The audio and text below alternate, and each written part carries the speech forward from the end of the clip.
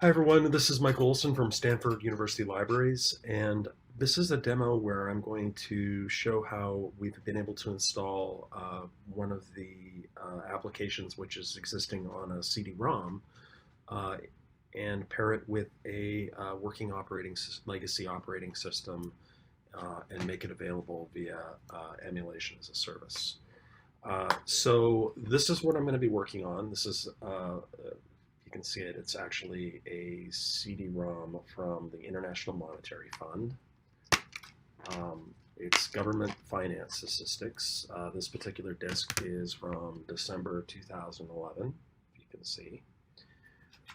And it includes the jewel case, and it also includes this little instruction and code book. And I've already gone in and essentially have created an ISO of this, and I've also taken photographs of the disk and the associated media that comes with it. So what I'm going to do here is I'm actually going to introduce you to our node and show you how I would install this using our emulation node. So this is Stanford's node. We're currently running a beta from July of 2019. There was a recent release in November 2019. We haven't done the upgrade yet. And also it's important to note that this is the old UI. The application interface is going to completely change in 2020, which is great. They're doing a great job on that. I've seen some mock-ups of what the development team is working on, and it looks really good, much improved. But for the time being, this is the old UI. So the first step that we're going to do is I'm actually need to import the ISO that I've already created.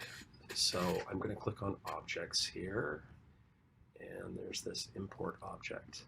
So the first trick here is to actually import the ISO. But first I need to give it a name.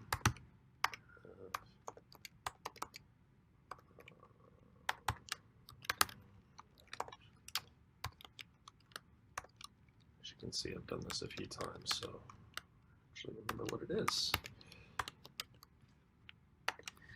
And I'm going to specify that it's an ISO, and I'm going to...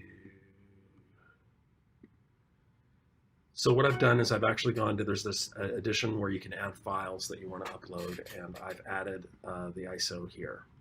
So I've given it a name, no spaces, define the media type as ISO, and I'm going to import. So I'm actually on a wired connection, which really helps when you're working with loading media into the emulation node or objects or disk images. So keep that in mind. It's you don't want to really do it over a wireless connection unless you're just doing some configuration work. But here we go. We're loading into the environment, and we're about 40%.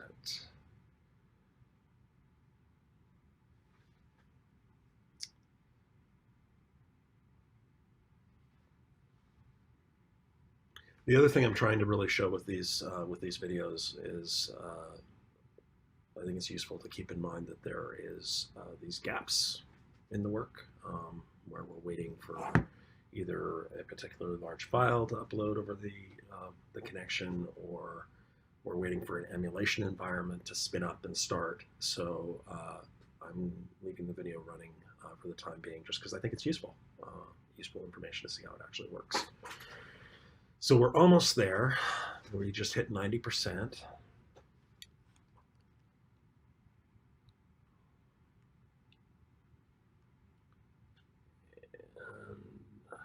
Give it one more second here.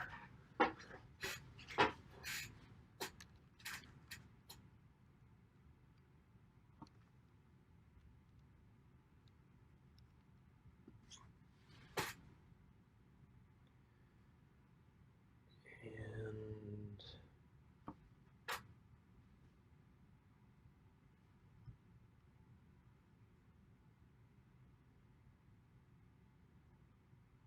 almost there.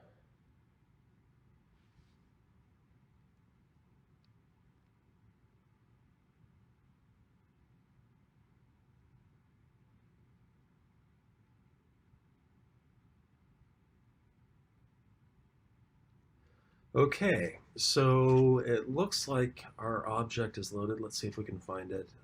Yes, this looks like this is the object that I just put in there. So here you can see the object that I've just imported into the system. There's this little choose an option button over here, and I'm going to click details. So this is where I'm actually going to specify that for this particular example, it is software. And I'm going to want to save that. And this is going to move the object we just created into the most recent software tab. Make sure that I'm looking at the right thing. And there we are. So this is our object, is software. And what I'm going to do is I am actually going to assign an environment. And I already know which one I want. And this is our Windows XP Professional with Adobe Acrobat Reader 9.3. I happen to know that this particular install will require Adobe Acrobat Reader. So this particular configuration is perfect.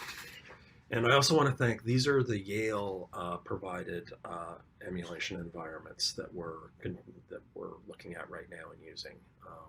We're hoping to be able to create our own environments based on our own base operating systems and load those into the network. But thank you, Yale University Library Emulation as a Service team for letting us use these environments. This is the real power of the system.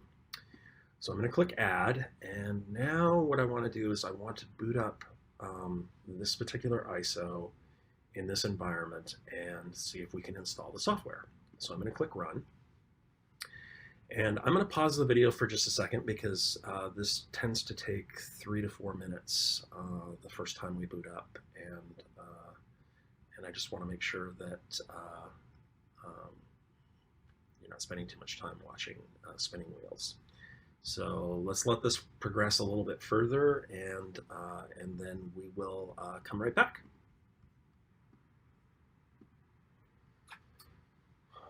Hi everyone. So it looks like Windows XP is almost up and running here. Just give it another quick second.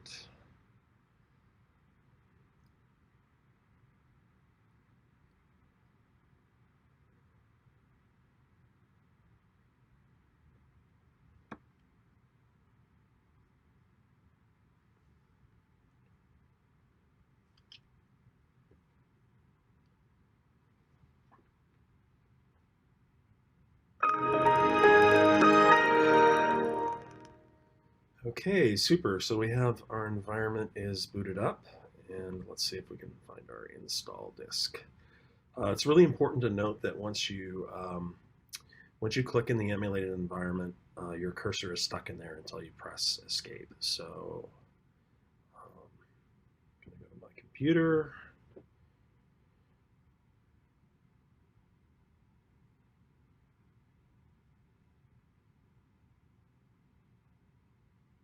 And there we go. So we can actually see that what happened here is this is the object that I uploaded here, and it is mounted it as a virtual CD-ROM. The key thing here is that what I want to do is I now want to install this application on this emulated environment. So I'm going to explore the disk. And I've done this before, so there's actually 2 setup applications, and sometimes there's a couple, and it launches the wrong one, but this is the one I want. So this is just a question of me actually going through the old install process on this old environment.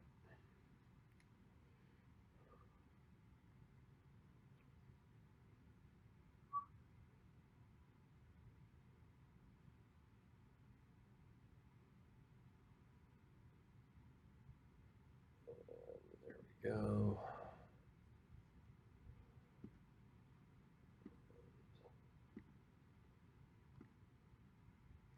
So now the install is actually occurring. So we'll give this a minute.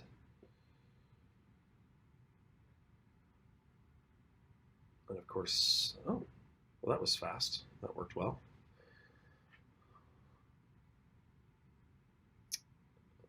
Just give it a second to finish the install. And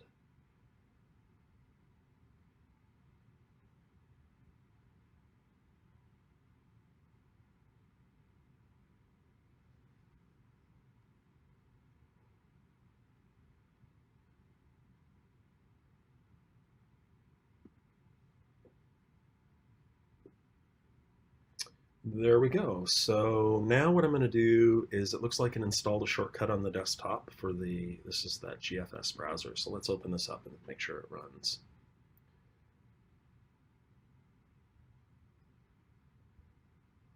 Looks good so far.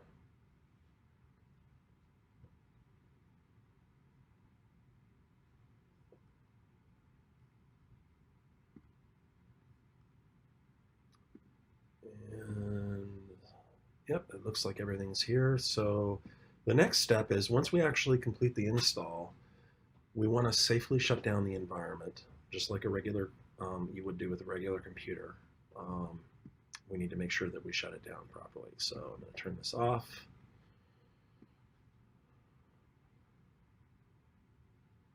We'll give it a second to stop.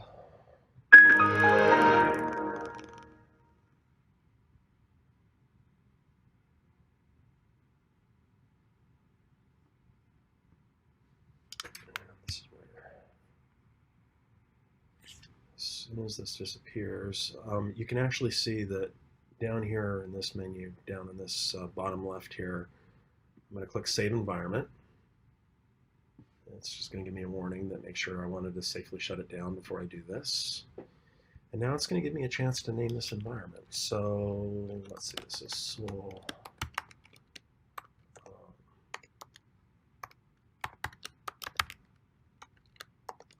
Just giving it a name.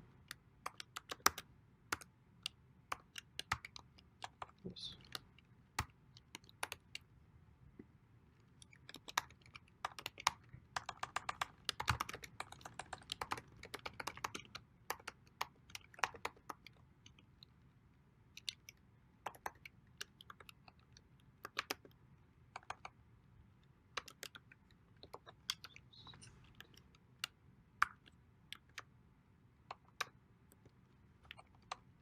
This always happens with this.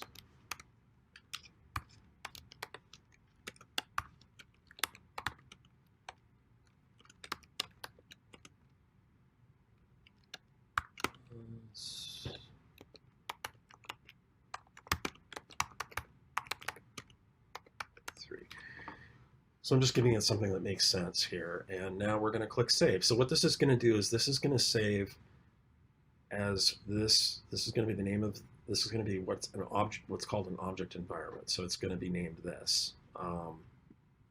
When we get into production, we'll have to figure out if this is really what we want to name it. But that's a conversation for another time with the librarians.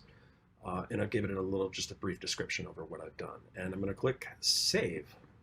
So let's give it a minute.